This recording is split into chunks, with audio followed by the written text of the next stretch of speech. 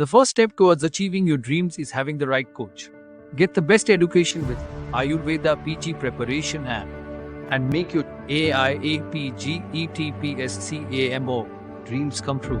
Download the app now. All India PGT Ayurveda की special तैयारी के सीरीज में आज हम पढ़ने वाले हैं शरीर रचना के वो विषय जिनमें क्वेश्चंस हमेशा रिपीट होते हैं, हर साल पूछे जाते हैं। उन्हीं विषय में सबसे पहले स्टार्ट करते हैं हम गर्भ में सर्वप्रथम अंगोत्पत्ति, जिसका एक क्वेश्चन लगभग हर पीजी पीएससी एग्जाम में पूछा जाता है। सुश्रुत संहिता में इसका वर्णन सारी स्थान के दूसरे चैप्टर में दिया हुआ है और चरक में इसका वर्णन जो है सारी स्थान के छठवें चैप्टर में दिया हुआ है। संभाषा परिषद के रूप में निष्कर्ष निकाला गया है कि किन किन आचार्यों ने किस अंग की उत्पत्ति मानी है और फिर निष्कर्ष दिया गया है। तो आइए देखते हैं। सबसे पहले सुश्रुत में जो सौनक नाम के आचार्य हैं वो मानते हैं हमारे शरीर में सबसे पहले गर्भ में सिर की उत्पत्ति होती है, और इसी क्रम में चरक में कुमार सिरा भारद्वाज मानते हैं कि हमारे शरीर में सबसे पहले जो है किसकी उत्पत्ति होती है, सिर की उत्पत्ति होती है। तो दो आचार्य हैं, एक सुश्रुत में सौनक और चरक में कुमार सिरा भारद्वाज, जो मानते हैं सबसे पहले हमारे शरीर में गर्भ में सिर की उत्पत्ति होती है। अब इसे कैसे याद रखा जा सकता है उसको हम देखते हैं। आसानी से सारी चीजें आपको याद हो जाएंगी। देखिए, जैसे हम संस्कृत में विभक्ति बनाते हैं तो यहाँ पर एक विभक्ति के रूप में लिखना है आपको, तो ये चीज आपको एग्जाम हॉल में बहुत ही काम में आएगी। आपको लिखना है सिर, फिर सिरा, फिर सोनक, सिर सिरा सोनक, सिर सिरा सोनक। तो जैसे हम संस्कृत में विभक्ति याद करते हैं वैसे ही हमें इसको याद करना है, सिर सिरा सोनक, सिर सिरा सोनक। तो सिर किसने बताया? सिरा यानी कुमार सिरा भारद्वाज ने, और सोनक यानी सोनक ने। तो सिर सिरा सोनक, सिर सिरा सोनक, सिर सिरा सोनक करके इसको याद रखना है आपको। अब आते हैं दूसरा कृतवीर में। कृतवीर ने बताया कि हमारे शरीर में सबसे पहले हृदय की उत्पत्ति होती है, और चरक संहिता में कांकायन नाम के आचार्य ने बताया कि हमारे शरीर में जो है हृदय की उत्पत्ति होती है। तो हृदय, हर घर में किसी फैमिली मेंबर को हार्ट डिसीज होती है, तो यहाँ हमारा फंडा रहेगा काका को हमारे हार्ट डिसीज है, फिर भी हम उनको क्या बोलेंगे, क्योंकि हार्ट कभी रुकता नहीं है, काम करता रहता है। हार्ट कभी रुकता नहीं है, काम करता रहता है, तो यहाँ याद करेंगे रुकता नहीं है, हृदय हमेशा काम करता है, तो काम कर काका। तो काम कर काका। तो काका से आपको कृतवीर और कंकाइन याद कर सकते हो आप, और कंकाइन में तो काका आ ही जाता है। और दूसरा कर लिखने का भी अभी आपको, जब हम इसके दोष पढ़ेंगे कौन से दोष से उत्पत्ति होती है हृदय की, तब हमें काम में आएगा कि वहाँ पढ़ेंगे हम कि हृदय जो है वो, हृदय की उत्पत्ति कैसे होती है, कफ और रक्त से होती है। तो काम कर काका, ये फॉर्मूला है याद रखने का। आगे बढ़ते हैं। अगला है पाराशर। पाराशर ने बताया कि हमारे शरीर में नाभि की उत्पत्ति होती है। भद्रकाप ने भी बताया कि हमारे शरीर में नाभि की उत्पत्ति है। तो कई लोग नाभि में रिंग पहनते हैं, तो उसको याद रखने के लिए भड़कीला, भद्र से भड़कीला, कई लोग अच्छा नहीं मानते हैं, तो भड़कीला, भड़कीला पहनावा, पहनावा है नाभि रिंग। कई लोग नाभि में रिंग पहनते हैं, तो भड़कीला पहनावा है, ऐसे करके हमें याद करना है। तो ये भड़कीला यानी भाव डाव का, और पहनावा यानी ये, तो भड़कीला पहनावा है नाभि में रिंग पहनना, ऐसे करके इसको याद कर सकते हैं।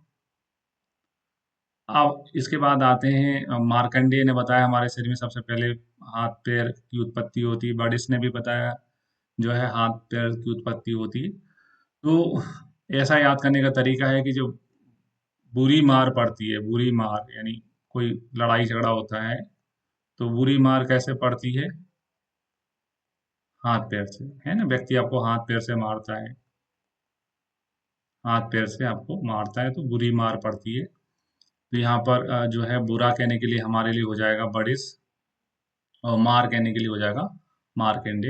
हाथ पैर से बुरी मार पड़ती है, दोनों ने हाथ पैर यानी पाणिपाद बताए हुए हैं। इसके बाद आते हैं हम सुबुद्धि गौतम, है ना। सुबुद्धि गौतम ने कहा है कि हमारे शरीर में सबसे पहले जो है मध्य शरीर की उत्पत्ति होती है। तो जो गौतम वही है जो मध्यम मार्ग पे चलने के लिए बोलते हैं। जो मध्यम मार्ग है वो किसके द्वारा बताया गया है? मध्यम मार्ग, जो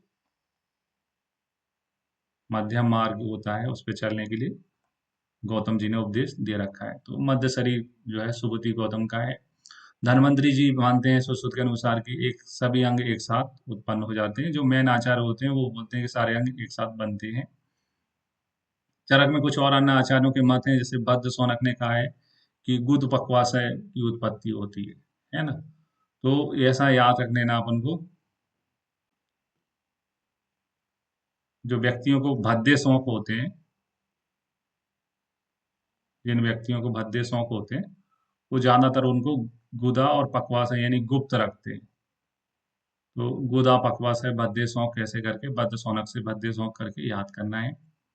फिर आते हैं मरीचि काश्यप ने जो है अचिंत्य जो है अविचार उनके बारे में अचिंत बोला है, कोई मत नहीं दिया है। तो काश्यप इनका नाम है, कश्यप इनका शुद्ध नाम था, लेकिन मदिरा पीने के कारण इनका नाम जो है क्या बोल गया था? काश्यप। तो जो मद्यपान करते हैं वो ज्यादा टेंशन नहीं लेते हैं किसी चीज की, है ना। चिंता नहीं करते हैं। तो मद्यपान वाले ज्यादातर आपको क्या बोलेंगे, क्या को सोचना है यार, क्यों टेंशन लेते हो। तो मद्यपान करने वाले हैं काश्यप, उनने अचिंत्य बताया, ऐसा याद करना है। मद्यपान करने वाले माँ से मरीचि है, तो मद्यपान काश्यप, मरीचि जो है मद्यपान करने वाले काश्यप ने क्या बताया हुआ है? कश्यप ने क्या बताया? अचिंत्य बताया हुआ है, ऐसा याद करना है। फिर आते हैं वेदे जनक जो है, जनक यानी कि पैदा करने वाले क्या है हमारे शरीर में? वेदे जनक, जन इंद्रियां ने बताया। वेदे जनक ने इंद्रियां बताया, तो याद रखने का तरीका हो गया, इंद्रियां जो है सभी कार्यों की जनक है। हमारे शरीर में जो भी कार्य होते हैं उनकी जनक कौन होती है? इंद्रियां। फिर आते हैं जो चरक संहिता है, उसमें लास्ट में कंक्लूजन दिया गया है कि जो धनवंतरी जो कह रहे हैं वो मत सही है। तो जो चूंकि धनवंतरी के मत का समर्थन करते हैं अग्निवेश, अग्निवेश के तंत्र, तो इसलिए अग्निवेश के अनुसार भी माना जाएगा कि वो सभी अंग एक साथ बताते हैं। तो इस प्रकार से हम गर्भ में सर्वप्रथम अंग उत्पत्ति याद कर सकते हैं, उसमें से एक क्वेश्चन हर एग्जाम में आता है। इसके बाद में हम देखने वाले हैं गर्भ में सर्वप्रथम कौन से अवयव का निर्माण होता है, किस से उनकी उत्पत्ति होती है। ये क्वेश्चन भी एग्जाम में पूछे जाते हैं। तो सबसे पहले देखते हैं यकृत प्लीहा जो है उनकी उत्पत्ति सोने से होती है। तो याद रखने का तरीका होगा, यकृत प्लीहा जो है वो रक्त व स्रोतस के मूल हैं। क्या है? जो रक्त व स्रोतस होते हैं या जो शोणित व स्रोतस होते हैं उनके क्या है? रक्त व स्रोतस के क्या होते हैं? मूल होते हैं।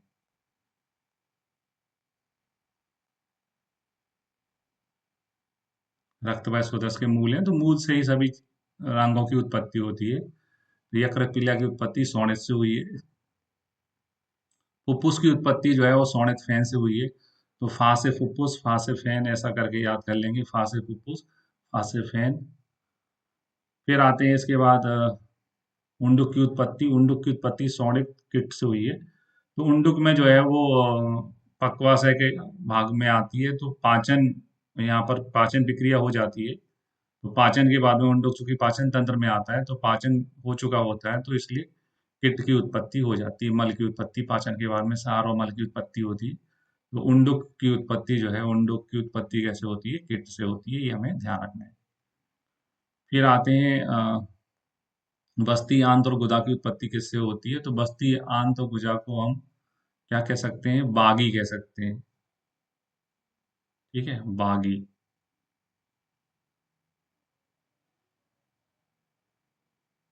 और बागी पिक्चर का हीरो कौन था?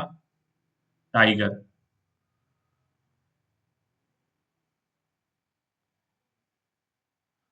तो बागी पिक्चर का हीरो कौन था? टाइगर। ऐसे करके हम इसको याद कर सकते हैं। ये बस्ती आंत और गुदा को हमने बोला बागी, और त्रिदोष और रक्त को बोला हमने टाइगर।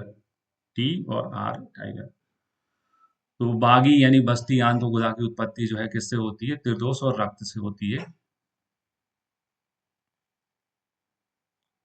इसके बाद में आते हैं वक्र की उत्पत्ति कैसे होती है। तो वक्र के लिए बहुत सारी दवाइयाँ आती हैं, किडनी में स्टोन हो जाता है तो नीरी आता है, से स्टोन आता है, बहुत सारे दवाइयाँ आती हैं। तो उसको दवाइयों को बताने कौन आता है आपके पास? एमआर। ठीक है, तो वक्र जो है, वक्रासमरी जो होती है, रीनल स्टोन होता है, उसके लिए आपको दवाई देने कौन आता है? एमआर। एमआर यानी मेद और रक्त, मेद प्रसाद और रक्त से उत्पत्ति होती है वक्रासमरी की। ये क्वेश्चन भी एग्जाम में बहुत पूछा जाता है। जीवा की उत्पत्ति होती है पंचमान, कफ, शोणित और मांसर से। तो जीवा, जीवा से खाना पचाने की, है ना, जीवा से खाना पचाने की क्या करिए? कसम खाइए। कसम। ये जीवा का काम है, जो भी खाना दोगे मैं उसको पाचन स्टार्ट कर दूंगी जीभ से। तो का यानी कफ, सा यानी शोणित और माँ यानी मांस।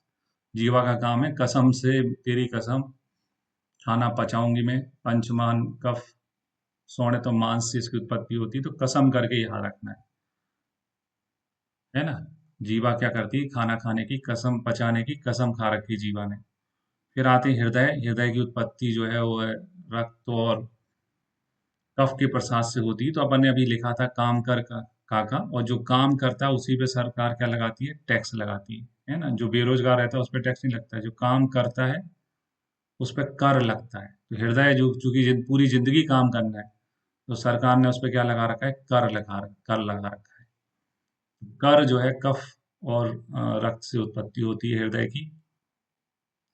फिर आते हैं वृषण। वृषण की उत्पत्ति होती है कफ, मांस, रक्त और मेदसार से। ठीक है, तो कफ दोष है, इसके अलावा मांस है, रक्त है।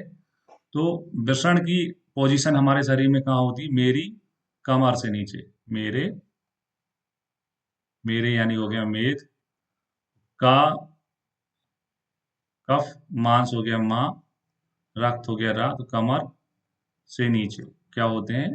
है ना, कमर के नीचे आते हैं हमारे वृषण की स्थिति। ऐसे करके याद करना है। तो याद करने का तरीका हो, मेरे कमर से नीचे, तो मांस से मेद, मेरा हो गया, कमर हो गया ये, का, रा और माँ, है ना। मेरे कमर से नीचे यहाँ होते हैं वृषण। तो ऐसे इसको याद रखा जा सकता है। फिर आते हैं सिरा। सिरा और स्नायु की कहानी एक जैसी है। सिरा स्नायु दोनों मेद के प्रसाद से बनते हैं, और जो है मृदुपाक से सिरा बनती है। आप कभी कभी मैं भूल जाते हैं किससे बनती है, तो लोग पूछते हैं इसको कहाँ रख दें, तो मेरे सिर पे रख दो। कहाँ रख दो? मेरे सिर पे। एक डायलॉग होता है, मेरे सिर। मेरे सिर यानी मृदुपाक होता है सिरा में। और इस खराब स्नायु, मेरे स्नायु खराब हो गए, खराब स्नायु। मेरा सिर, खराब स्नायु, ये दो वर्ड आपको बार बार बोलने हैं। मेरा सिर, खराब स्नायु, मेरा सिर, खराब स्नायु, मेरा सिर, खराब स्नायु। तो आपको याद हो जाएगा, मेद स्नेह से, मृदु स्नेह से बनती है सिरा, और खर पाक से बनते हैं क्या? स्नायु। फिर आते हैं आशय के बारे में। क्या लिखा हुआ है? आशय के बारे में लिखा हुआ है कि बार बार स्थिर रहने का अभ्यास करने से वायु आशय को उत्पन्न करती है। एक जगह पर रुक जाएगी तो वहां खाली स्थान बन जाएगा, है ना। स्थिर, स्थिर यानी रुकी रहेगी तो गैप बना रहेगा, गैप बना रहेगा तो वहां आशय की उत्पत्ति हो जाएगी। सोतस कैसे बनते हैं? तो समुचित ऊष्मा, पित्त की जो ऊष्मा होती है, समुचित ऊष्मा से वायु जो है सोतस को विदीर्ण करती है और उनको बढ़ाती है। तो दो चीजें सोतस में इन्वॉल्वमेंट दिखाती है, एक तो ऊष्मा और दूसरा वायु। पेशी कैसे बनती है? तो पेशी के लिए कहा है कि पेशी पिशित यानी जो मांस होता है, वायु मांस को में प्रवेश करके उसको प्राप्त करके जो है पेशियों के रूप में विभक्त करती है। तो मांस से पेशी बनती है, और इस प्रक्रिया में कौन जो है साथ देता है? वायु साथ देती है। ये हमें ध्यान रखना है। तो जब भी पेशी होती है तो अदालत में बातचीत होती है ना। पेशी पे क्या होगी? बातचीत होगी आपकी जज से। तो पेशी पे क्या होती है? बातचीत। पेशी, पेशी एक वो अदालत में पेश होने को भी बोलते हैं। पेशी पे क्या होगी? बात। तो पेशी में बात इन्वॉल्व में, और सोतस में वायु और ऊष्मा से बनते हैं सोतस। तो ये था गर्भ में सर्वप्रथम अंग का निर्माण। अब देखते हैं तीसरा जो है महत्वपूर्ण टॉपिक, वो है अंजलि प्रमाण। अंजलि प्रमाण में प्रमाण तीन आचार्यों ने बताए हैं, चरक, काश्यप और वाग्भट ने। हम यहाँ चरक शारीर के स्थान जो में वर्णन आया है अंजलि प्रमाण का वो देख रहे हैं। अंजलि जो है वो 16 तोला के बराबर होती है एक अंजलि, जो कि 192 ग्राम्स, मतलब अ, एक तोला में 12 ग्राम होते हैं, तो 12 को डिवाइड करेंगे तो 192 ग्राम हो जाएगा। एग्जैक्ट करें 12 तोला, आज की जो मॉडर्न में जो काउंट होता है उसमें 187.2 ग्राम जो है 12 तोला माना जाता है। अब आते हैं, सबसे पहले देखते हैं अंजलि प्रमाण में उदक के बारे में। तो उदक यानी जल जो है उसका अंजलि प्रमाण कितना बताया गया है? 10 अंजलि बताया गया है। किसके अनुसार? चरक। चरक उदक शब्द का यूज करते हैं और भागवत जो है वो जल शब्द का यूज करते हैं। अष्टांग में 10 अंजलि जो है जल को बताया गया है। अष्टांग शारीर में भी अंजलि प्रमाण का वर्णन है, तो अष्टांग ने जल और चरक में उदक बताया गया है। चरक में ये भी बोला गया है कि ये उदक जो है उदक धरा जो त्वचा होती है वो इसका धारण करती है, और ये दो रूपों में शरीर में से निकलता है। अगर जो है हमारे शरीर में कहीं व्रण है, व्रण वस्तु बन जाती है तो लसिका के रूप में निकलता है। और जो है अगर हमारे शरीर में जो लोमकूप होते हैं, जो लोमकूप होते हैं हमारे शरीर में उदक, तो उनमें से श्वेत के रूप में निकलता है। ये भी है, तो कभी कभी श्वेत का भी अंजलि प्रमाण नहीं मान लेते हैं। फिर आते हैं रस में। रस 9 अंजलि होता है, तो याद रखने का तरीका नवरस, जैसे एक शब्द है नवरंग, वैसे ही नवरस, तो नवरस अपने याद कर सकते हैं। रक्त का प्रमाण जो है 8 अंजलि होता है। रक्त को अपन असक भी कहते हैं, असक भी कहते हैं, तो असक का प्रमाण 8 अंजलि है, ऐसे भी याद कर सकते हैं। और रक्त को अपन खून भी कहते हैं। और व्यक्ति का जो खून कैसे होगा, वो कहाँ लिखा रहता है? कुंडली में जो अष्टम भाव होता है वहां पे मृत्यु लिखी रहती है। कुंडली में जो अष्टम भाव होता है उसमें व्यक्ति की मृत्यु लिखी रहती है, तो अष्टम भाव में है मृत्यु यानी खून। पूरी 7 अंजलि है, तो सुबह 7 बजे जाने का टाइम, मॉर्निंग में 7 बजे हम फ्रेश होने जाते हैं। 7 AM। कफ जो है 6 अंजलि होता है। कफ को जो है बल भी कहते हैं, हमारे शरीर में जो कफ है उसी को बल कहते हैं, ओज कहते हैं। बल आता है षड रस के सेवन करने से, है ना? षड रस सेवन से बल की प्राप्ति होती है। तो कफ का अंजलि प्रमाण 6 अंजलि है, ऐसा याद करना है। पित्त को जो है, पित्त हमारे शरीर में जो अग्नि होती है उसको, पित्त के अलावा कोई अग्नि नहीं होती, ऐसा सुश्रुत ने कहा है। तो अग्नि कितनी होती है? 5 जो पित्त के भेद होते हैं वही अग्नि माने जाते हैं। तो पित्त 5 होते हैं, 5 अंजलि इसकी मात्रा है, ऐसा याद करना है। ठीक है। मूत्र जो है वो 4 बार त्याग करने जाएंगे, ऐसा करके याद करना है। चरक में मूत्र का ही अंजलि प्रमाण बताया है ना? आर्तव का अंजलि प्रमाण नहीं बताया है। आर्तव का अंजलि प्रमाण जो है वो किसने बताया? अष्टांग हृदय ने बताया। वो तो आर्तव 4 अंजलि होती है, ये चरक में नहीं है, ये अष्टांग हृदय सारी स्थान में बताया गया है। इसको कैसे याद कर सकते हैं? आर्तव काल से याद कर सकते हैं कि आर्तव काल जो है वो भी 4 दिन का होता है। तो 4 दिन का होता है, तो इससे 4 दिन याद कर सकते हैं आर्तव काल से। वसा 3 अंजलि होती है, ये इसमें बहुत कंफ्यूजन होता है, याद में भूल जाते हैं। तो याद करने का तरीका, जैसे घृत तेल बसा, है ना? 4 जो है अपन स्नेह बताते हैं, तो बसा जो है वो तीसरे नंबर पे आती है। पहले आता है घृत तेल बसा, तो तीन तीन अंजलि है, तीसरे नंबर पे आती है। मॉडर्न जिनको याद रहता है, तो मॉडर्न में जैसे अपन बोलते हैं कि सबसे पहले आता है कार्बोहाइड्रेट, ठीक है? जो हमारे पाचन में जो इम्पोर्टेंट है उसमें आता है कार्बोहाइड्रेट्स। फिर आता है प्रोटीन, और फिर आता है बसा। तो बसा हमेशा थर्ड नंबर पे आती है, थर्ड नंबर पे आती, थर्ड नंबर पे आती, तो थर्ड 3 अंजलि होती है, ऐसा करके याद कर सकते हैं। फिर आओ मेद जो है, वो मेद 2 होती है, 2 अंजलि। तो याद रखने का तरीका, एक गुड फैट होती है और दूसरी जो है वो बैड फैट होती है। 2 फैट होती है हमारे शरीर में, एक गुड फैट, घुटनों में चिकनाई भी चाहिए, अच्छी भी होती है, और कमर में पेट पे चर्बी नहीं चाहिए हमको। तो गुड और बैड करके 2 प्रकार की मेद होती है, 2 प्रकार की होती है मेद। तो ऐसे करके याद कर सकते हैं, गुड और बैड करके आप याद रख सकते हो।